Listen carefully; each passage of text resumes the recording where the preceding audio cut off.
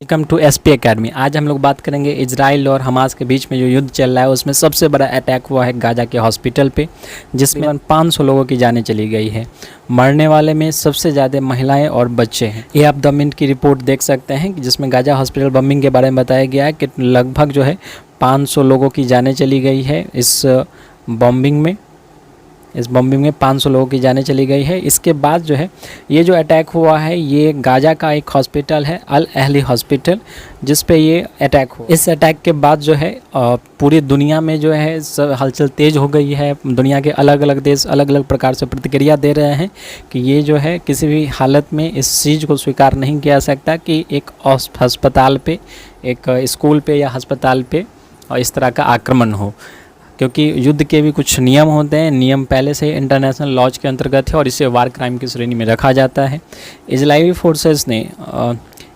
Forces ने जो है एक वीडियो भी लॉन्च किया है जिसमें बताया गया है कि ये जो अटैक हुआ है इसमें इजरायली फोर्सेस का हाथ नहीं है।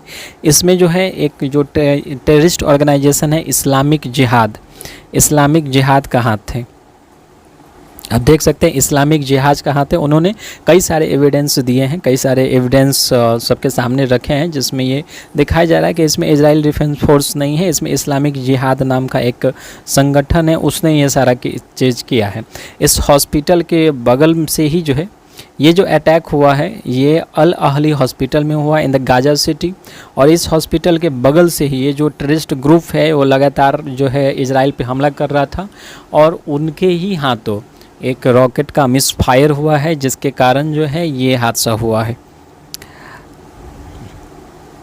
इसके बाद जो है दुनिया के अलग अलग देशों से अलग अलग प्रतिक्रियाएं सामने आ रही है। ईरान, सऊदी अरब, जो भी मुस्लिम कंट्री है, जो भी अरब कंट्री है, उन सब के में प्रतिक्रियाएं हो रही है। यहाँ तक कि संयुक्त राष्ट्र WHO सब ने अपनी अपनी प्रतिक्रियाएं दी है।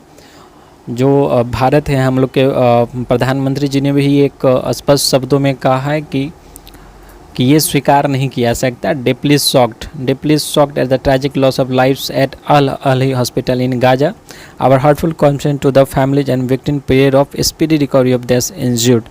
ठीक है, तो प्रधानमंत्री मोदी जी ने भी अपनी संवेदना यहाँ प्रकट की है इस घटना के बारे में। इस घटना के बाद बहुत चीज़ें बदल गई है। जैसे इसके बाद जो बिडेन, जो अमेरिका के राष्ट्रपति हैं, वे इजराइल गए हैं और उनके सामने जो बहुत सारे एविडेंस रखे हैं इजराइल ने, जिसके बाद से उन्होंने कहा है कि ये डन बाय अदर टीम।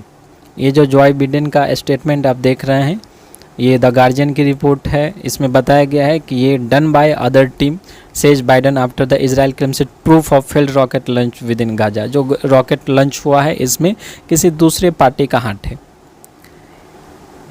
इसके बाद जो है एक्चुअली में US के राष्ट्रपति जो हैं मानवीय सहायता के लिए कुछ देशों से बात करने जाने वाले थे, जिसमें जो है president Abdel Fattah L CC जो इजिप्ट के राष्ट्रपति हैं, पैलेस्टाइन के राष्ट्रपति मोहम्मद अब्बास और जॉर्डन के जो मोहम्मद अब्बास और जॉर्डन के जो किंग है उनसे बात करने वाले थे, लेकिन किंग अब्दुल्ला से। लेकिन जो है जॉर्डन किंग और ये जो महमूद अब्बास है, इन लोगों ने जो है अपना मीटिंग जो है US प्रेसिडेंट के साथ कैंसिल कर दिया है। हालांकि वो जब इजराइल गए और इस तरह की बातें हुई तो उन्होंने किसी प्रकार से जो है इजराइल को इस चीज़ के लिए बना लिया है कि मानवीय मदद पहुंचाया जा सके, और इसके लिए उन्होंने बात किया है मिस्र का जो बॉर्डर है, मिस्र का जो क्रॉसिंग है, राफेल क्रॉसिंग, आप पिक्चर में देख सकते हैं, ये राफेल क्रॉसिंग है। इस बॉर्डर को खुलवाने की बात की जा रही है। इस बॉर्डर को खुलवाने पर इजराइल भी राजी हो गया और मिस्र भी राजी हो गया है। ठीक है, जहाँ से लोगों की आवाजाही होगी। ठीक है, और इसी माध्यम से जो है यहाँ पे गाजा में मानवीय मदद पहुँचेगी। जो जैसे ईंधन है, भोजन है, ये सारी चीज़ें जो है गाजा में पहुँचाई जाएगी। प्रेसिडेंट ने एक चीज़ क्लियर कर दिया है, और जो US के राष्ट्रपति हैं, US हैं, वो एक गार्जियन की तरह इस फील्ड में रोल निभा रहे हैं। उन्होंने स्पष्ट शब्दों में कहा है कि the majority of Palestinian are not Hamas. ये पैलेस्टाइनियन हैं, ये हमास नहीं है, इनका आतंकवादी समूह से कोई लेना देना नहीं है, और Hamas does not represent the Palestinian people. Hamas एक आतंकवादी संगठन है और ये जो है पैलेस्टाइनी पीपल को रिप्रेजेंट नहीं करते। दुनिया में अधिकांश देश जो है इजराइल को ही उत्तरदायी मान रहे हैं कि ये जो ऑपरेशन हुआ है, ये जो स्ट्राइक हुआ है, ये जो हमला हुआ है, वो इजराइल के द्वारा ही किया गया है।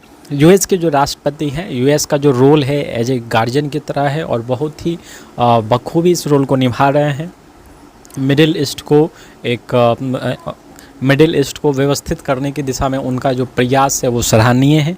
और क्यों एज ए गार्जियन की तरह वो ट्रीट कर रहे हैं, क्यों एज ए गार्जियन की तरह वो रोल निभा रहे हैं और कैसे निभा रहे हैं, इस पर एक जो नेक्स्ट वीडियो आएगा उस पर हम लोग चर्चा करेंगे। तब तक के लिए धन्यवाद।